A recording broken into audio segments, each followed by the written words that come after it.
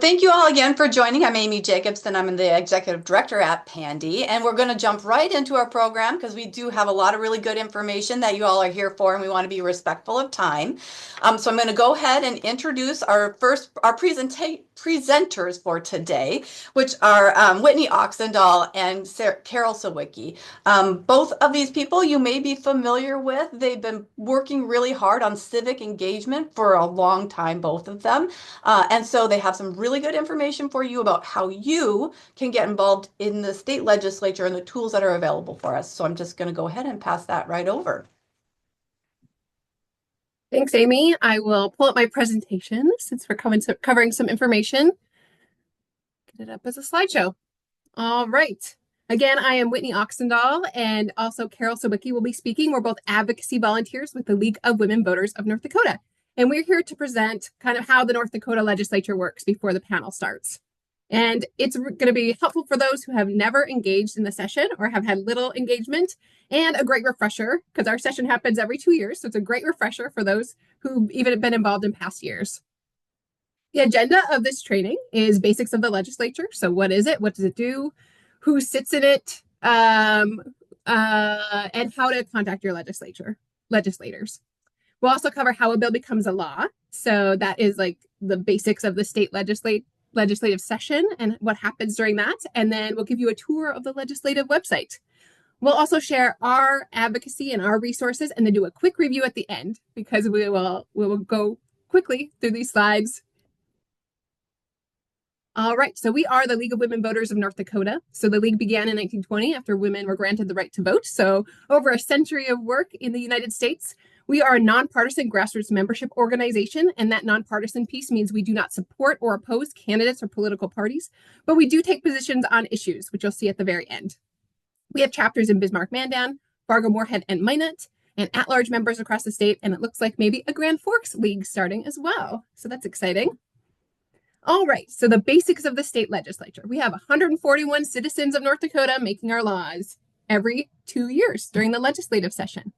You might have seen this 3 branches of the government. We're going to zoom out a little bit. We have a state government modeled on the national government. So we have our 3 branches, including like our Congress, which is our legislative branch, the North Dakota Assembly, which we'll be talking about today. We even have a House and a Senate.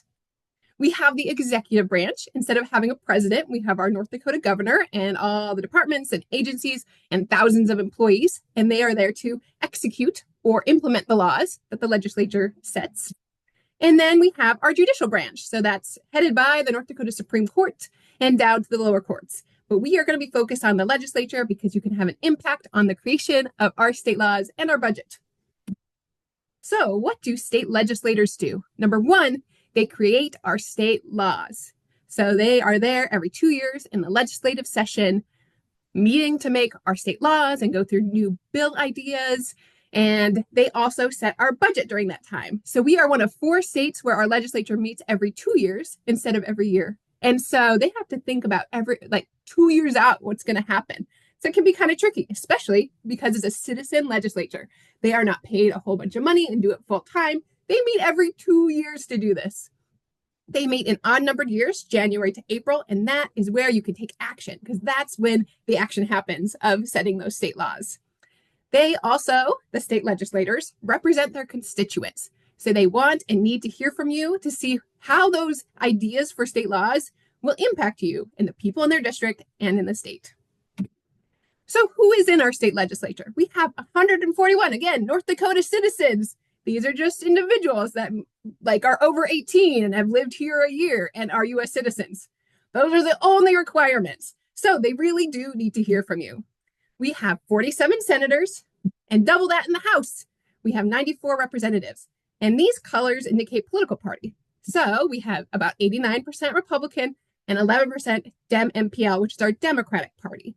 So we do have a supermajority of Republicans in our state legislature.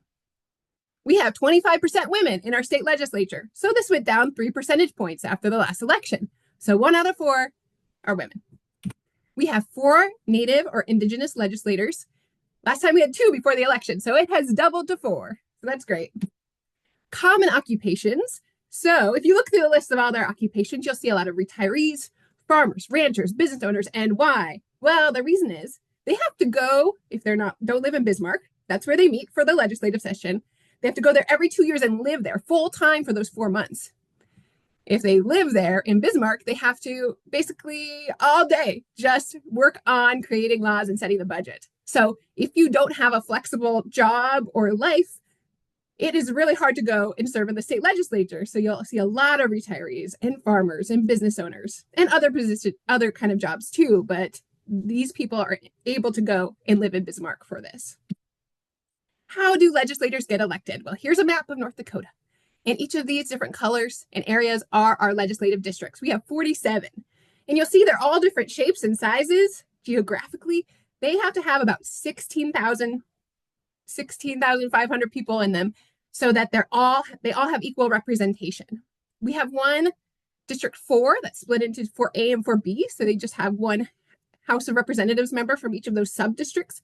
But the rest of them have one senator and 2 House of Representatives that represent you.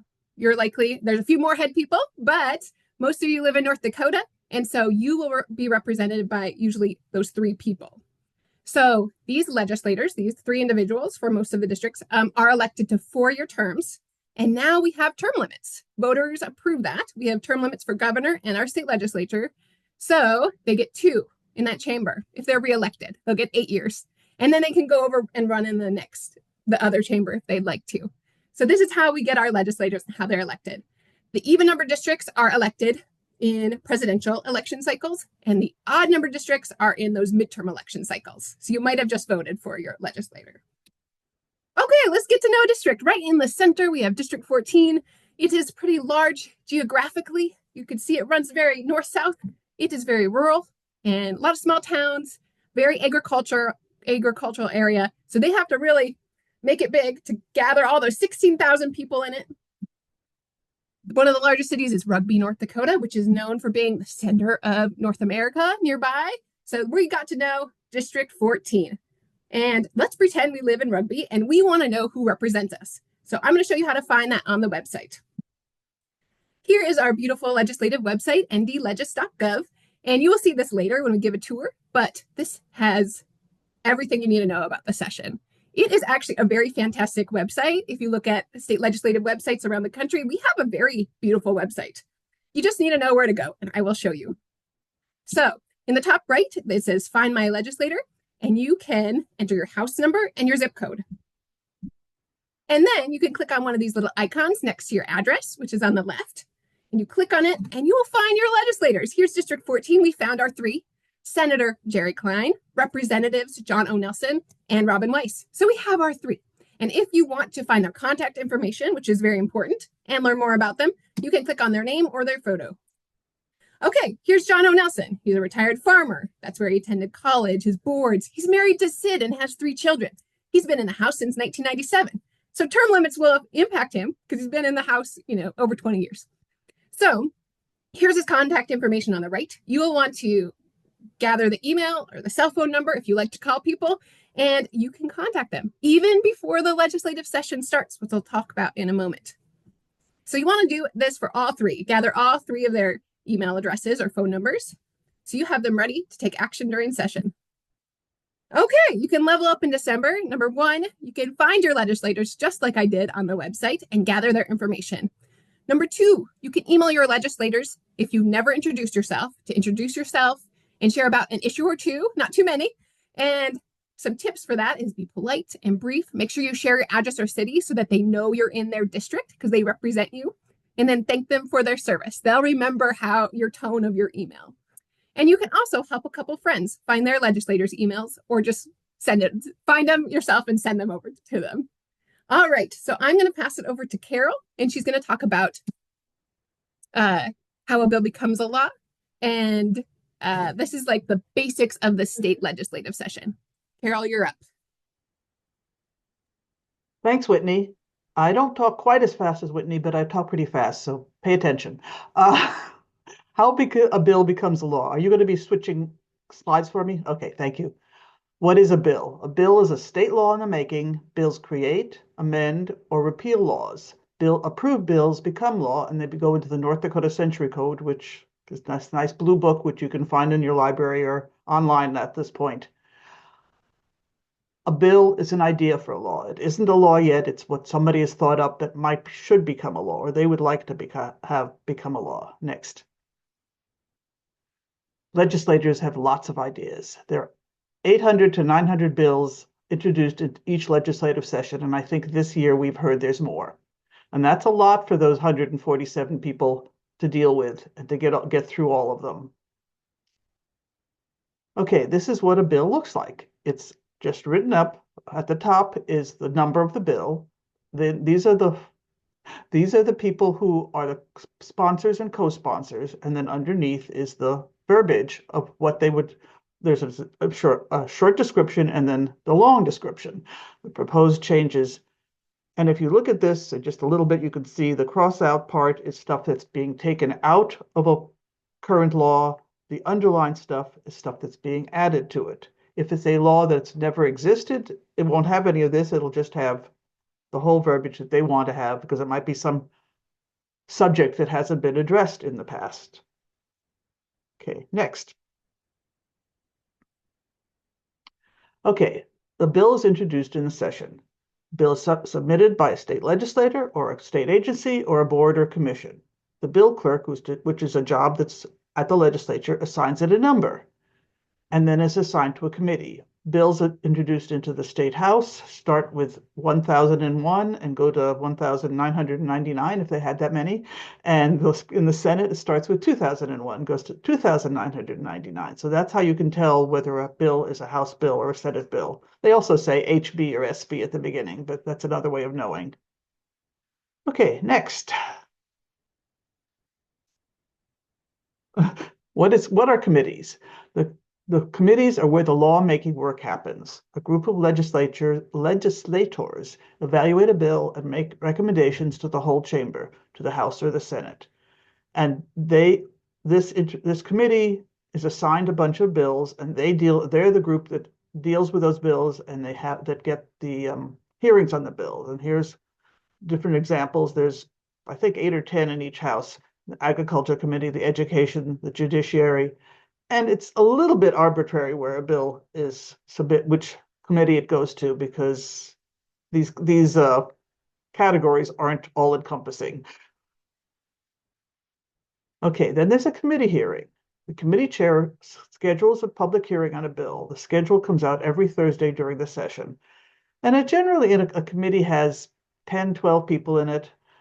The committee hearing starts with the sponsor, one of the people at the top of that bill sheet I showed you, introduces the bill. Then there is testimony in support, testimony in opposition, and neutral testimony. And the testimony is given by legislators and by organizations, representatives of organizations, lobbyists, and by people just like you and I. Then the chairperson closes the hearing. You can give public testimony on a bill. You can publicly express your support or opposition to a bill or to suggest changes to it. A committee hearing is the only place where you can share your public testimony.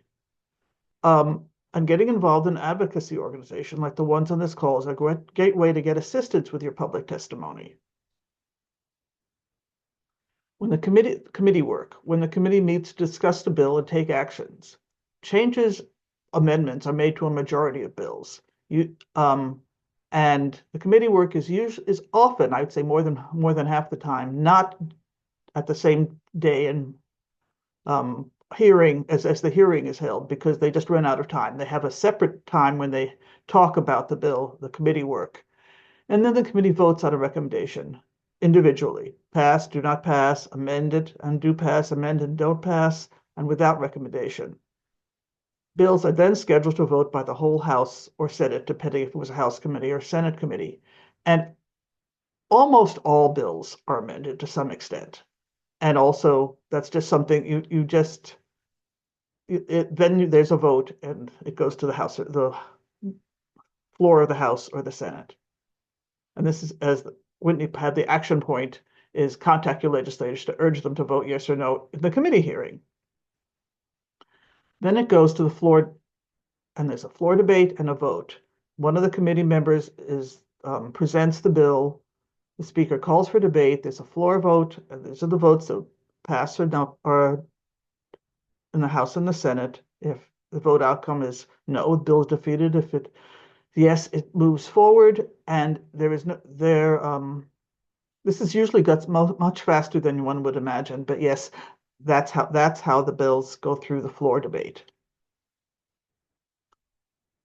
So the yes vote goes on the first chamber, the bill goes to the other chamber. So a committee hearing, and then in the other chamber, there's a committee hearing, committee work, and a floor vote on the same bills.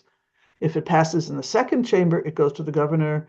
Then the governor signs it. It's a North Dakota law, or he vetoes it. She vetoes it, and it goes back to the legislature where they can override with a 2/3 majority vote, override the veto. And there's our quick review. Bill submitted and assigned to a committee, public hearing and committee work, floor debate and vote. If passed, it goes to the second chamber. Every single bill that is presented and that goes through the committee goes to the chamber. Some of them are just discarded before they even get to that point. But if it goes through, it gets voted on by a committee, it does go to the floor of the House or the Senate. And if it passes both the House and Senate, the governor signs the bill, it becomes a law. And yesterday we learned that the Secretary of State has a little bit of 2 cents in there too, but I'm not sure that that's really important for us to tell you about. Okay, now it's a legislative website. We'll pass it back to Whitney. All right, so you get the fast talker again, yay. This is a tour of the legislative website. This video will be recorded, Amy has said to me, and so you can find it on their YouTube channel. She'll send out information. So if you don't catch all of this, please record back, watch it back during the session so you can follow these steps on the legislative website. All right, so again, here's our beautiful legislative website, ndlegis.gov. And I'm going to tell you about 3 things you can do on the website. These are like the basic things. Number 1, you can watch a hearing or floor vote as it's live and being streamed on the website. Number 2, you can find or track a bill. And number 3, submit public testimony, which was the trickiest one to figure out at first for me. There are 2 ways I'll show you how to find that. Okay, and we're going to go easy through number 1, watch a hearing or floor vote. It's under this video section. If you click on that, you'll see everything that's happening right at this moment when the legislature is in session. So if you know a committee hearing is coming up, you can click the video and see it happening live right there. The other thing you'll need to know is session information. This is where like most things are, right here in the session information tab where it's pointing to. And the 2 areas you need to know about is the bill information and the calendar and hearing schedule. That will have most everything you need to know when you're looking at the website. All right, option 1 for finding and tracking a bill. If you have the bill number, let's say you're following an organization and they say bill 1001 is the one we're tracking on this topic that you care about. You can enter your bill number at the top right. You'll just enter the 4-digit number, 1001, and it will get you to the bill's profile, which I'll show you in a moment. So that's the easiest way to find a bill. And if you're first starting out, that's the one you'll want to do and just track a couple bills. A second way to find your bill is search by topic. So the legislative staff there, they index the bills that come in by topic. So if you go back to the session information tab, click on major topic index where it's pointing to, that's clickable, and you can see a whole bunch of topics. Let's say you care about agriculture. There's an agricultural topic. You care about the Barley Council. You can click on the Barley Council and find all the bills related to the Barley Council. So this is a great way to see the bills by topic. And this is not up yet because the bills are not on the website yet. So you can click around in the last session in 2023 to see this information. So I clicked on the elections bills from 2023, and these are a bunch of the bills that showed up. There were a lot. We were tracking 39. So you can click on the bill on the right, and you'll get to the bill profile. So this is the second way to find your bill information. The third way, if you have experience in past sessions and you want to see all the bills, the list of bills and search by a word or area, you can go back to the session information tab and click on bills and resolutions. And this will give you the whole list of bills, everything, those hundreds and hundreds of bills. So you might not want to do this if you haven't done it before. You'll see the bills and resolutions index here. This is the page you'll see, and you can search the text up at the top left, just type a word, and you can see all the bills related to that word that has it anywhere in the bill. And each of these down below are the bill cards, I call them. So you'll see HB 1001, HB 1002, 1003, and so on. If you keep scrolling and scrolling and scrolling, you'll get to SB 2001, which will be the Senate bills. And then below that will be the resolutions. And they start with 3, which we didn't really mention, 3001. Okay, so if you click on one of these bill cards, you'll get to the bill profile. This is everything you need to know about a bill that you're tracking. So there are different tabs at the top. You'll see overview, versions, actions, video, hearings, testimony. You'll see all those listed, and that has everything you need to know about a bill.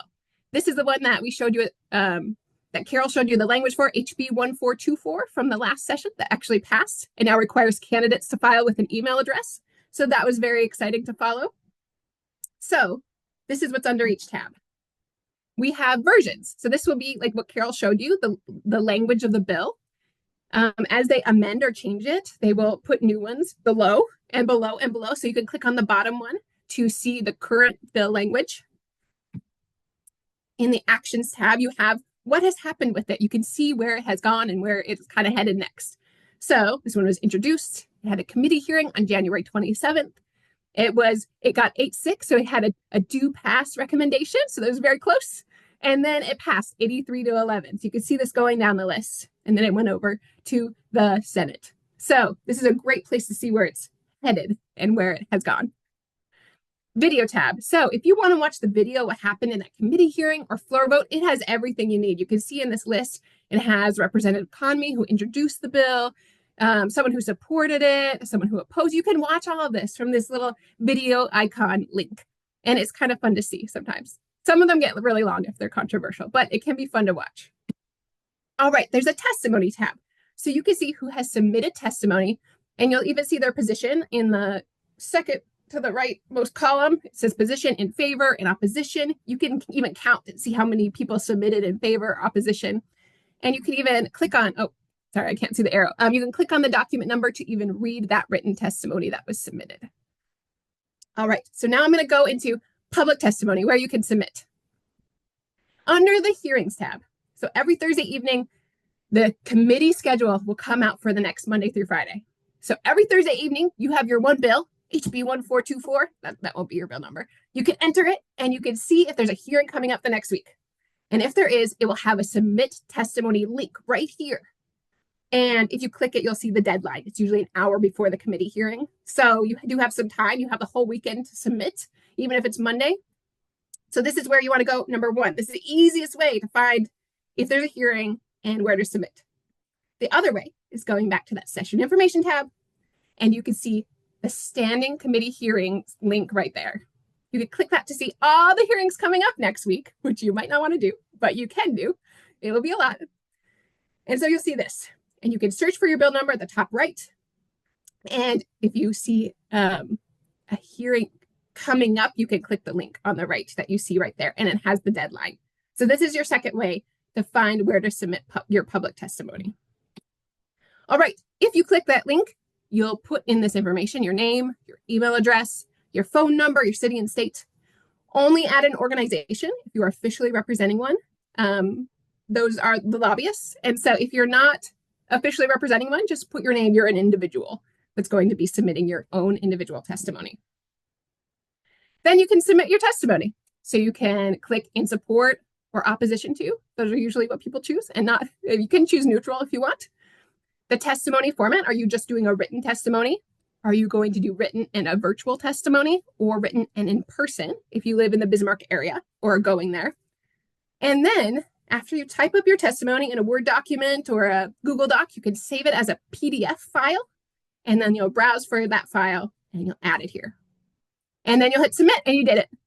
And then if you are doing the virtual testimony, they'll send you an email, the staff will, of how to do that. And then you can go in person, or you can watch in that video tab when the committee hearing starts. All right, that was the tour. Don't worry, I'm done. The North Dakota Legislative website is here, ndlegis.gov. So you can, again, watch a hearing or floor vote in that video tab. You can find and track a bill. The easiest is that top right corner, entering your bill number. And you can submit public testimony from the two ways I showed you. All right, we're on basically toward the end of this. So And I am on schedule. 4 minutes. Perfect. Okay, so this is the League of Women Voters of North Dakota. Here's about our advocacy and resources. And we really focus on voting and election bills. In 2025, our legislative priorities are voting rights, ethics and transparency in government, and campaign finance or money in politics. So we will be tracking those bills. Again, our team tracked 39 voting and election bills in the last legislative session 2 years ago, and we'll be at it again in 2025. So this is our bill tracker link that you can go to see what our priority bills are. And you can join us. If you want to stay updated on voting rights and democracy issues in North Dakota, you can become a member. Anyone of any gender, age 16 plus, can join the League of Women Voters. You will receive legislative emails. We're going to do monthly legislative update calls, and you can support our mission of empowering voters and defending democracy in North Dakota. Another resource is our League in Action app. This is where we're going to put our action alerts, legislative updates, legislative events, and we also write template texts and emails for you to automatically send through the app to your friends. So we want to make it easy for you to share. If there's a bill coming up that might not be great for voting in North Dakota, you can tell your friends about it so they can take action and contact their legislators. All right, we also have a Citizen's Guide to Lobbying page. So this has basically a lot of what we covered in the presentation, and it's at our website /citizen-guide. And you can see like a glossary of terms at the bottom if someone is new to the legislative session. We have our Advocacy 101 on there, and I just added some graphics on how a bill becomes a law. So this is great to share with your friends who've never been involved before.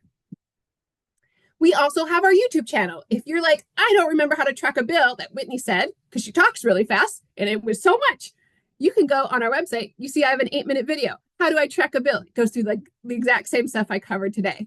And so there are videos for you to watch here. And finally, a review. Okay, so prepare for the legislative session. Here are some things you can do before the session starts.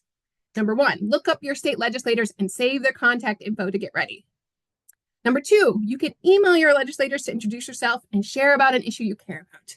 They only hear from the people that talk to them. So if you don't reach out, they might not hear from someone in your neighborhood, in your community, with the same occupation or with the same interests or issues. So I recommend you reaching out to them if you haven't before. You can practice using the legislative website and click around on it. I highly recommend that. It makes it easier for when session starts. And you can email me if you're like, I don't remember this. I will walk you through anything in email if you want me to.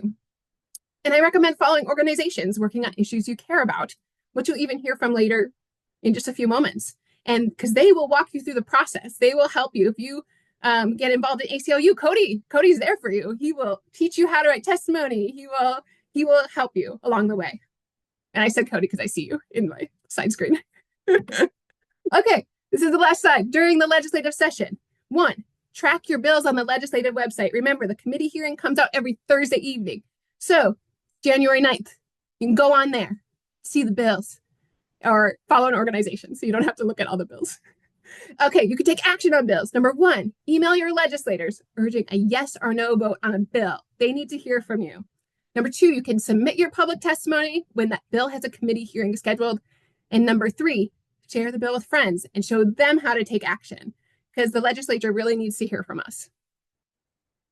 Oh, yeah, the calendar. Here's the calendar when things start. January 7th, the legislative session begins. Then there's a flurry of bills. It's like bills.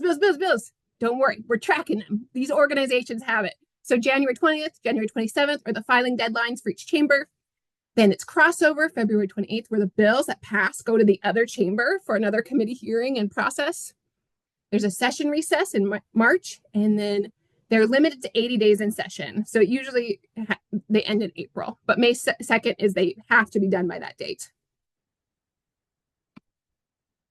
All right, and that was your training. Thank you so much for letting us come on and train you on the session. Hopefully that was a great refresher, or if you've never been involved, you feel like you can start getting involved. And I will pass it over back to Sydney. Fantastic, Whitney and Carol. That was awesome. And just like Whitney said, it's so important to look to organizational leaders during the legislative session so you can keep in touch and up to date on issues that you care about that are specifically going on in session. So now we will jump into a little panel of organizational leaders. We're calling it a choose your own adventure. You kind of get to pick and choose what you are interested in advocating for. This is going to connect y'all with causes and organizations that align with everyone's values. Each speaker is just going to have a little bit of time to talk about their initiatives and let you know how you can get more involved with their work. And we'll be dropping super helpful links in the chat that are going to bring you to their websites, or it'll bring you to news articles about what's happening. So we are first going to start off by hearing from Robin Nelson with Together for School Meals. Good morning, everybody. I am elected to the Fargo School Board. I serve as the legislative spokesperson for us. I also am the CEO for Boys and Girls Clubs of the Red River Valley. So pretty much everything I advocate for is related to children. Together for School Meals Coalition, excuse me, is a collaboration of educators, dietitians, school nutritionists, advocates, and a few of us that are elected. We are advocating for school meals for all. And when I say for all, we don't care if the students are public or private school students. We feel that every child in North Dakota has a right to breakfast and lunch at no charge. We are very active with the media. Our goal is to keep a lot of public pressure on and recruit you to contact your legislators. We had a fabulous media event on Thursday, and I think we got attention from every single media outlet out there. Where you can learn more about Together for School Meals is just our website. It's very easy to find. If you just Google Together for School Meals, it'll come right up. On that website, you can sign in to sign on as a supporter. We are encouraging organizations to join. Right now we have 34 pretty powerful groups that are signing on to support and advocate. Also, we have a Facebook page. We encourage you to like that and spread the word, share it out. If free school meals for children are important for you, we really need your support. I think we've got a pretty good chance this year. Last year, we advocated for easy for me to say, full free meals, but we got a reduced allocation. And so we're going to go back at it, and we're going for the whole thing again. We have Zach Ista is prepared to write legislation. There are also some Republican legislators that are using our case for support to write bills. So this will get a lot of public attention, and you just contact any one of us on that coalition, and we will help you in any way we can to contact your legislators. And I've been doing this for a while, and if you contact your local legislators, they are much more likely to pay attention to you than if you do not live in their district. So, did I cover it all, Amy? Yeah, Sounds you good. did great. Okay. Fabulous. Thank you, Robin. Next up, we're going to hear from Faye Seidler, who is an LGBTQ plus and suicide prevention advocate here in North Dakota. Awesome, thank you. My name's Faye, as I've been introduced. I do suicide prevention advocacy as my main work. I specialize in our LG plus populations, but a lot of what I really do is de-silo across our state. So that is basically bringing a lot of different causes together and make sure that we are working to increase protective factors for all of our populations. So getting them resources, getting them help. A lot of what I do tends to be networking broadly, so not just our nonprofits or our politicians, but also making sure that our communities are getting invested. And one of the ways I do that is during the sessions, well, starting January 1st and going through the entire session, I'll have a news show every single night. It'll probably be a short 5 to 10 minute segment, and that will be talking about what's going on, what you need to know about, what the next actions are. I'll also be updating that on my website, so I'll be taking in anything people give me, whether that be about food issues, labor issues, anything else going across our state, and just letting people know how to get involved. For me, it's not necessarily trying to create different laws or pass different laws, but to empower people to be invested and to know how to get invested. So connecting them really to all the work you're doing and trying to kind of put that further out into the community, no matter which ways we're trying to make everything better. I think one of the unique things I also offer, and a lot of what I'm going to do is like, I'm a connector, so here's ways to get connected to me so you can get connected to other people. I care about data a lot more than most people, I think. I'm a huge data advocate, and I try to make sure I have the data from across our state, again, across multiple different issues. That could be housing security, food insecurity, and all that kind of stuff. So I try to make sure that's a part of what we talk about, not just the stories that people have, which are very important, but the data of what we're seeing for the issues that we see come up. So I follow a lot of our state data sectors, like our youth risk behavior survey, behavioral risk factor surveillance system, and a lot of the stuff for our suicide prevention work. But I also try to connect you to that. So I honestly, if you don't have a data set somewhere, I probably know how to connect you to someone who does. I work with Indy Compass pretty closely. They are our wonderful data set for North Dakota things that are coming up. That said, I also encourage people to invest in their own data. One of the things I did in the 2023 session was track all the voting record of all the issues and bills I was looking at, so we can kind of see how folks were doing and folks were actually voting. One of the things I put together was a tracker and a bill tracker for our LG Plus bills that happen. And if you're concerned about or want to follow any of the bills that'll be targeting our LG Plus populations, I'm your best point of contact. That, as I mentioned, is one of my specialties. So I'll be tracking all those bills, what's going on, the research behind it, the outcomes for our kids. So that'll be one of the main things I personally track, and then I'll bring in all the other issues people are working on to put that forward. Kind of related to the session is I'm putting together a state of the state report for our LGBTQ plus youth, looking at all of our state data, as well as perspective from professionals and parents and schools, just so our policymakers have a good idea of how our kiddos are doing. But like I mentioned, suicide prevention tends to be the biggest part of the work that I do. It's increasing protective factors. The last thing I want to talk about is more kind of perspective and philosophy, and that is no law is final. And every session we can come back and make new laws. And I think a lot of people get very focused on today, right? The session coming up in 2025.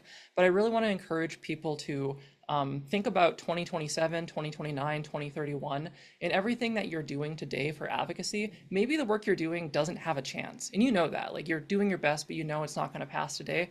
Everything you do should be working to 2 years from now. It should be working to 4 years from now. And another way to look at this is we talk about our legislators and lawmakers. You should talk to them, absolutely, but talk to their districts too. Talk to like the churches that exist in their districts, talk to the schools, talk to the police, talk to the communities, because those are the individuals that tend to have more of a connection to your lawmakers than you might. So when we think about session and laws and all of this stuff, don't get focused in one way of looking at it. Think about all the different ways that we can communicate, talk to each other, empower people, and make sure that we can create change.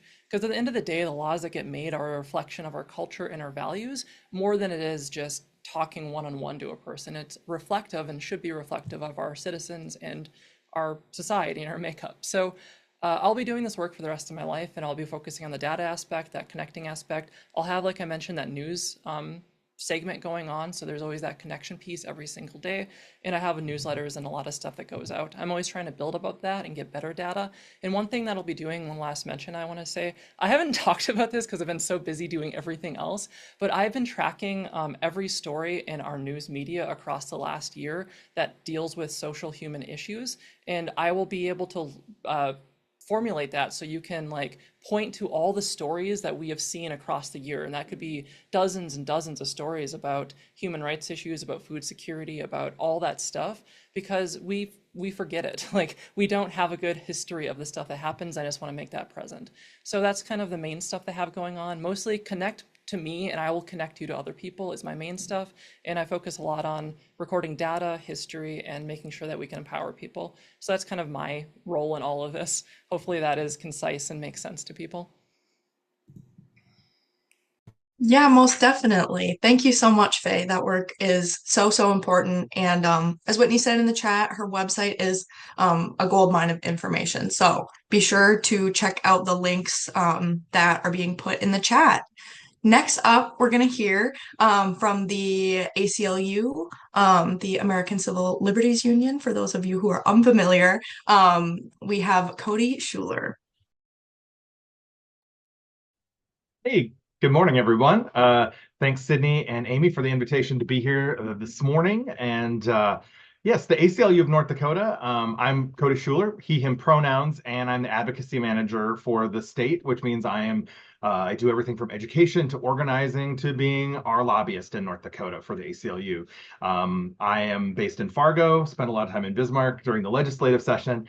And the ACLU, for those of you who are unfamiliar with us, we are nonprofit and we are nonpartisan. And even though that surprises some people some days, we are nonprofit and nonpartisan. And we work in courts, we work in the legislature, and in communities across the state to defend and preserve the civil liberties of the people of North Dakota and the United States that are guaranteed to all of you underneath the US Constitution and the laws of our country, and also under state laws. So we work in a wide range of areas, everything from free speech to women's rights to indigenous rights to criminal justice reform. And so we have a really wide swath. On our website is sort of the full list of all of the issue areas. There's too many for me to name, but our legislative priorities this year really are going to focus on a couple of things in no uncertain order. First of all, free speech. We saw a lot of attempts at book banning last legislative session. We suspect that there might be something that deals with that again, as well as classroom free speech, right? We want to make sure that individuals in classrooms are free to learn and unrestricted, and those kinds of things. We also work very heavily in LGBTQ plus rights issues. We are grateful for folks like Faye who give us a lot of great data and support, and we work with other organizations such as Gender Justice as our partners and the North Dakota Human Rights Coalition. So we've got strong partners in pretty much everything the ACLU does. We do in coalition with one another's. We are not a huge staff or organization for North Dakota, and so we work with as many partners as we can on those shared issues. And then, of course, we go it alone when we need to into certain areas, because every partner that we work with and the ACLU itself, we all have our own sort of lane and nuance to the different work that we do. And so we want to respect everyone else's space, and we hope that folks respect our spaces as well in those areas where maybe there's nuance, right? So that's what we do, particularly in some of these areas.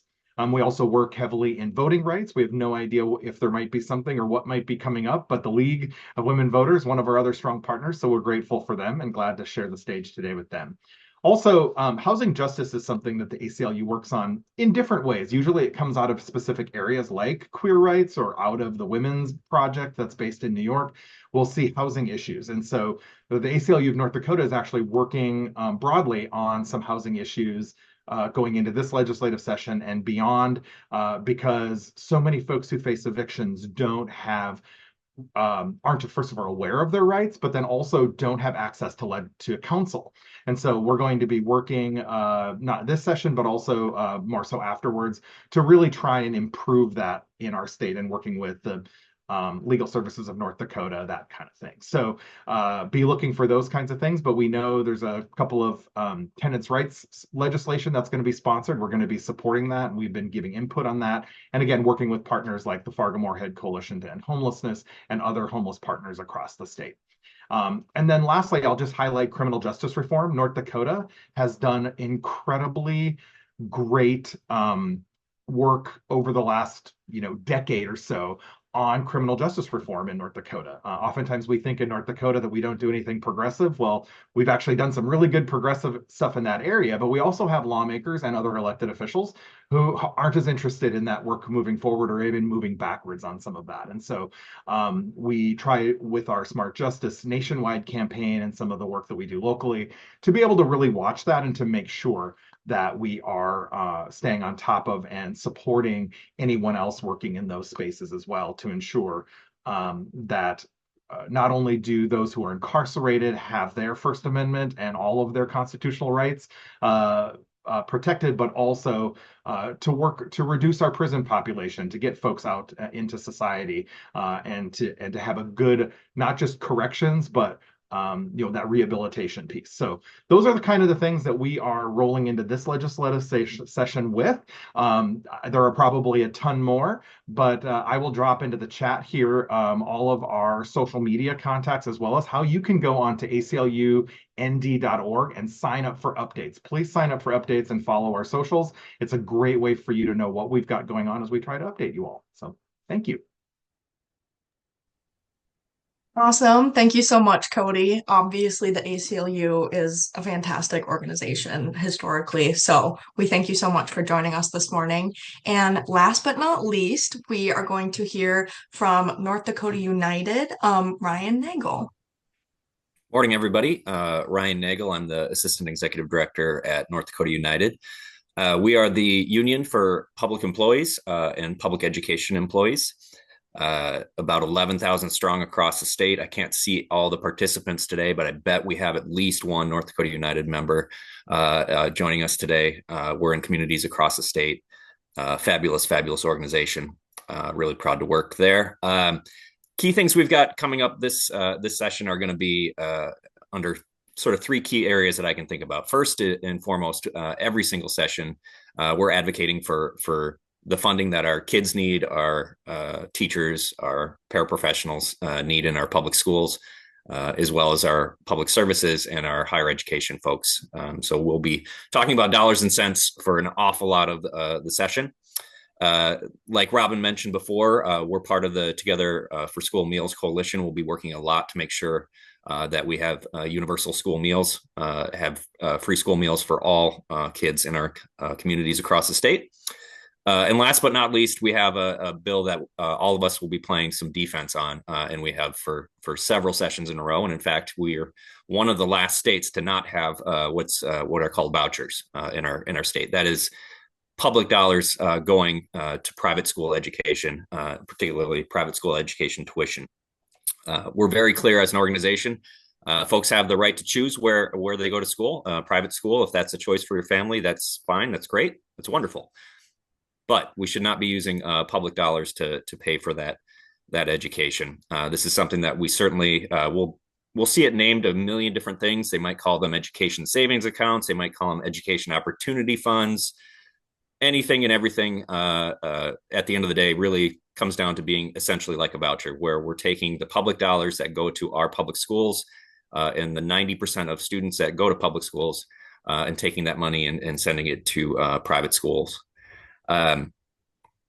Key things I want to highlight for all of you. One, you can all join North Dakota United if you're not already a member as a community ally. I think we've got that in the links I sent along to Amy and Sydney. We'd love to have you join us. Being a community ally gets you connected into our information streams about session, all the other things we're up to as North Dakota United.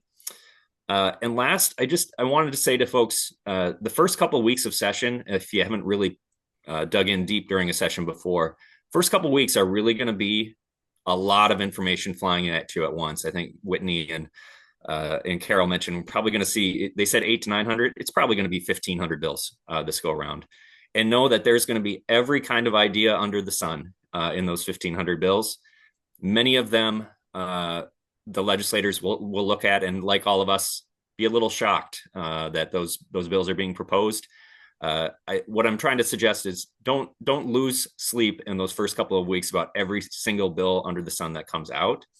It's sort of, I was thinking about this yesterday, and it's a bit like the "keep calm and carry on" slogan from Great Britain during World War II, right? We need to make sure that we've got enough energy when we get to later in the session, particularly post crossover, to have the energy to keep engaging, keep contacting our legislators, and not burn out so quickly in those first couple of weeks of session, which can be an awful lot. I know every time we go through it, I say this out loud, and I mostly am saying this not only for all of you, but also for myself as a reminder that those first couple of weeks are a bumpy ride. But awesome to see all of you here today. Please get engaged with the organizations that you see here. Some fantastic folks, and a great way to stay connected. Thanks.